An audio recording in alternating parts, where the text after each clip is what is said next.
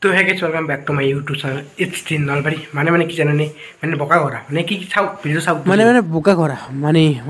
অসমক আহিছে মানে ভগৱান দুটা ঘৰৰ ওপৰত আহিছে মানে গহপুৰত ভগৱান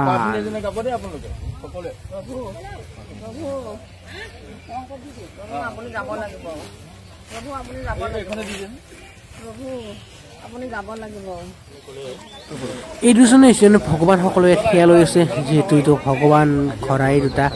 সকলোৱে এনেকৈ সেয়া লৈ আছে বোকা ঘৰা দুটাৰ পৰা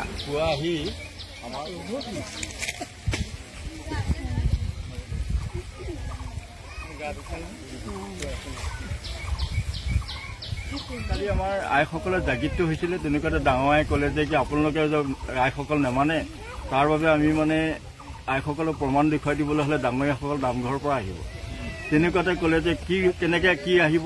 বোলে ঘোঁৰাৰ ৰূপত আহিব বুলি ক'লে ঘোঁৰাৰ ৰূপত আহিব বোলে আইসকলৰ কাৰণে যেতিয়াই ক'লে তেনেকুৱাতে মানে পুৱা প্ৰায় 5টামান বজাত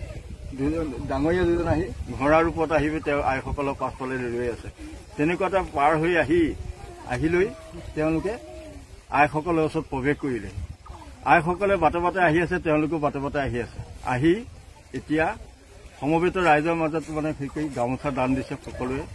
আৰু যোনে যি পাইছে টোপোলা দি ধূনা দি সেৱা কৰিছে আজি বিহু আগৰ পৰা আমাৰ ইয়াত জালুকবাৰীত 7গৰাকী আয়ে দেখা দিছে গতিকে সেই আইকেইগৰাকীক এছাম ৰাইজে মানিছে এছামে মনা নাইকিয়া গতিকে আইসকলে তেওঁলোকে 27 বহাগলৈকে ইয়াত দেখা দিম বুলি কৈছে 27 বহাগত তেওঁলোক বিদায় ল'ব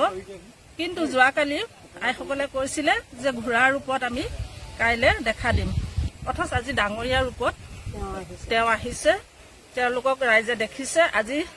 ৰাইজে প্ৰমাণ পাইছে যে প্ৰকৃততে এই কলিযুগত আই বোলা বস্তুটো আছে গতিকে আমি